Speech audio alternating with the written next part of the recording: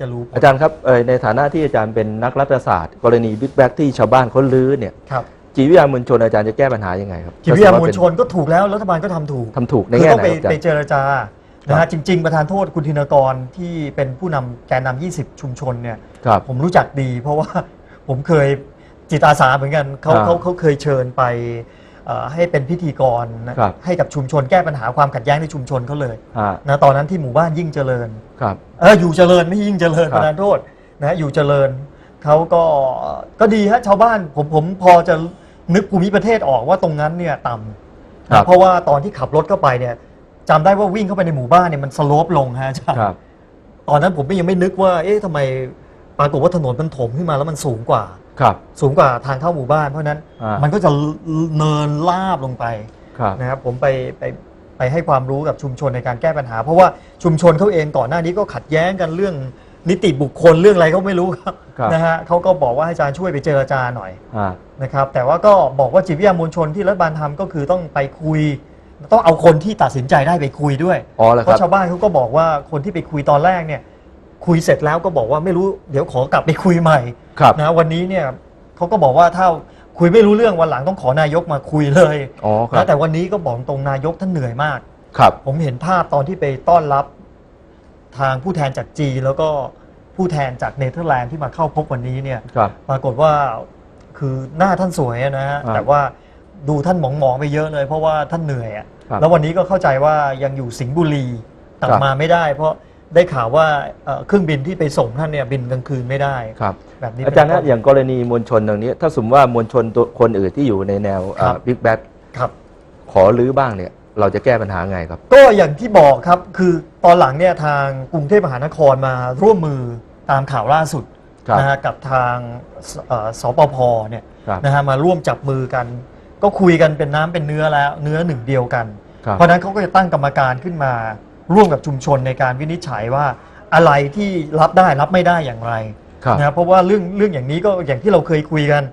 บอกว่าเราจะประกาศภาวะฉุกเฉินหรือว่าใช้พรกเนี่ยมันก็เกินวิสัยที่ควรจะกระทำชาวบ้านเขาเดือดร้อนเพราะว่าชาวบ้านเนี่ยไม่ใช่คนที่ก่ออาชญากรรมว่ากันตรงๆคือเขาเดือดร้อนแล้วเขาก็ต้องการความช่วยเหลือเพราะฉะนั้นตรงนี้เนี่ยถ้ามีการเจรจาเยียวยาเขาได้ว่าถ้ากรณีน้ำลดแล้วเขายอมอดทนอยู่แบบนี้เนี่ยเขาจะได้อะไรตอบแทนบ้างไอ้5,000เนี่ยก็ต้องมาคุยว่าจะให้เขาแบบยากๆหรือว่าจะให้เขาแบบง่ายหรือให้เป็นก้อนพัฒนาชุมชนทั้งหมดเลยดีไหมอย่างเงี้ยแล้วผมดูว่าวิธีการแก้ปัญหาก็คือต้องไปแก้ที่ทั้งชุมชนเลยจริงๆชุมชนเขาก็เข้าใจคนที่อยู่ในเมืองนะครับก็เข้าใจก็จริงแต่ผมอยากจะย้อนไปนิดนึงว่าจริงๆว่าวันนี้เนี่ยนะฮะเนื่องจากสังคมเรามันพัฒนามากขึ้นคนอาจจะตื่นตัวในเรื่องสิทธิอะไรมากขึ้นนะฮะเพราะฉะนั้นการท่วมแม้แต่สัปดาห์เดียว2-3 วันเนี่ยนะฮะก็เริ่มทนกันไม่ได้นะเมื่อวานนี้จำได้มีอยู่ช่องหนึ่งแถวหมู่บ้านนักกีฬาตรงศรีนครินทร์ปรากฏว่ารถเมล์เนี่ยยังจะโดนยิงเลยเพราะบอกว่าขับเร็วเกินไปนะเป็นคลื่นแล้วก็ปรากฏว่าอาจารย์อะไรรู้ไหมที่เราเอาประเด็นที่ชาวบ้านเขาร้องเรียนแถววิภาวดีมาเนี่ยวันนั้นที่มีเจ็ตสกีมาวิ่งเนี่ยปรากฏได้ผลเลยฮะได้ผลยังไงได้ผลแต่ว่าผมว่ามันคนละเคสกันหรือเปล่าไม่ทราบก็กรณีคุณเก่งการุณโหมสกุลที่มีข่าวสสพรรคเพื่อไทยเนี่ยนะจริงไม่จริงเราไม่ทราบที่มีการทำร้ายร่างกายเกิดขึ้นเนี่ยนะครับมูลเหตุอยู่ตรงไหนมูลเหตุเขาอ้างว่าคุณเก่งเนี่ยขี่เจ็ตสกีแต่คุณเก่งก็ยืนยันว่าเขาไม่ได้ขับเร็วขับพอประมาณแต่ว่าคลื่นน้ำเนี่ยมันตีหรืออย่างไรก็ตามนะก็แจ้งความกันไปดำเนินการตามกระบวนการยุติธรรมแต่หมายความว่าสื่อของเราเนี่ยเป็นสื่อกระแสค่อนข้างจะเรียกได้ว่ากระแสหลักแล้วที่คนเฝ้าติดตามดูนะฮะเพราะฉะนั้นตรงนี้เนี่ยก็เป็นอุทาหรณ์ในการแก้ปัญหาว่าบางทีมันต้องอาศัยความละมุนละม่อมจริงๆกรณีนี้มันเกิดขึ้นในคลองสามวาก็เคยเกิดขึ้นแล้วนะอาจารย์ก็เคยเกิดอาจารย์ครับอย่างนี้พอดีวันนั้นที่ผมไปออกที่อัลจาซีรานะฮะจริงๆถ้ามีคลิปผมไม่แน่ใจว่าเป็นคลิปที่ถูกต้องหรือเปล่าคือตอนนั้นไปพูดอัลจาซีราคืออะไรอัลจาซีราคือสถานีโทรทัศน์ต่างประเทศนะครับที่เป็นภาคภาษาอังกฤษนะฮะทางผู้ดำเนินรายการตอนนั้นเนี่ย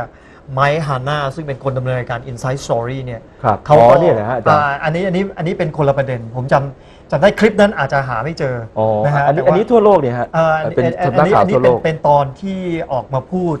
กับอาจารย์เซล่าในเรื่องของข้าว ครับ แต่มันตรงกับเรื่องของน้ำพอดี ครับ นะเพราะว่าเขาก็คือผมพูดเลยไปแล้วกันต้อง อ่า คือคลิปนี้ก็เป็นคลิปที่ตอนนั้นไปพูดที่อัลจาเซียรา ครับ นะฮะ อาจารย์ให้สัมภาษณ์คลอง3 บาทด้วยใช่ไหมครับ ไม่ฮะคือเขาถามภาพรวม ครับ ว่าลักษณะแบบนี้เนี่ยมันมีผลกระทบต่อ อันนี้ตอนนั้นผมไปพูดเรื่องข้าว ครับ นะฮะแต่เขาก็ถามเผื่อๆว่ากรณีน้ำท่วมถึงหรืออะไรเงี้ยมันจะเกิดปัญหาอะไรไหมต่อการผลิตข้าวต่ออะไรต่างๆ เหล่านี้ แต่ผมบอกว่าการแก้ปัญหาน้ำท่วม ซึ่งเป็นคนละตอนกับตอนนี้นะครับ อันหลังนี่เป็น Inside Story เนี่ย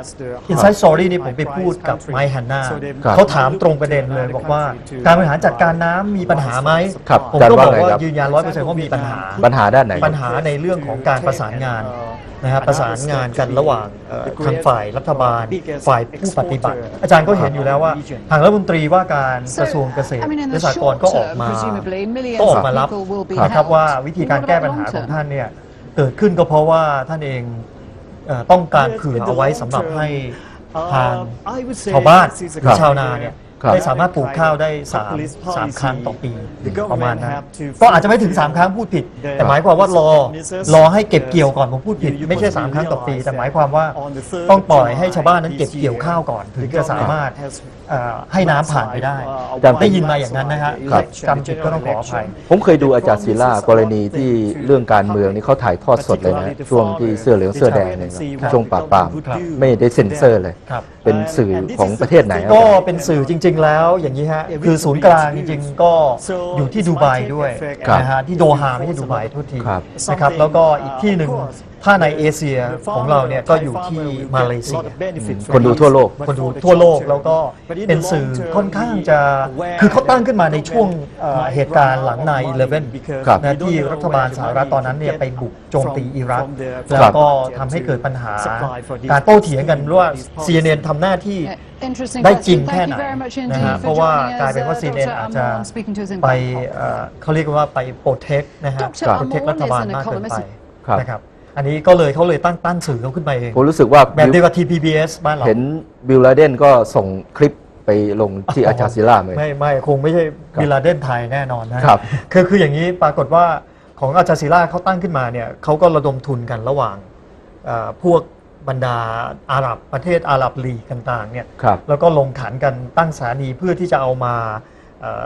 เหมือนกับประชันกับสื่อของยุโรป เป็นกระบอกเสียง เป็นกระบอกเสียง แต่ว่า ครับ ในเชิงจริยธรรมผมว่าเขาทำได้ดีนะ ครั เขา บ ก็กรองนะเขานำเสนอ 2 ด้าน ครับ นะคือซึ่งเป็นความฝันของประเทศไทยเรา ครับ ที่เรามี TPBS ครับ นะแต่ TPBS ระยะหลังเนี่ยผมพูดด้วยความเคารพก็ยังทำหน้าที่ได้ดีอยู่ ครับ นะฮะเพียงแต่ในบางเรื่องอย่างวันนี้เนี่ยเมื่อวาน ครับ เขาปรากฏว่ามีข่าวมาว่าโดนถอดปลั๊กวันนี้เขาเลยเอามาฉายใหม่จำได้ไหมเพราะว่าเราก็เกิดความสงสัยเหมือนกันดูอยู่เนี่ยตอนที่เขาสัมภาษณ์องค์กรเอกชนว่าจะมีการฟ้องร้องรัฐบาลแล้วปลั๊กหลุดหรือเปล่า วันนี้เขายืนยันว่าไม่มีอะไรทั้งสิ้น เพียงแต่เป็นความขัดข้องทางเทคนิคแบบนี้นะฮะก็เป็นสิ่งที่ดี เราก็คาดหวังว่าการทำหน้าที่ของสื่อ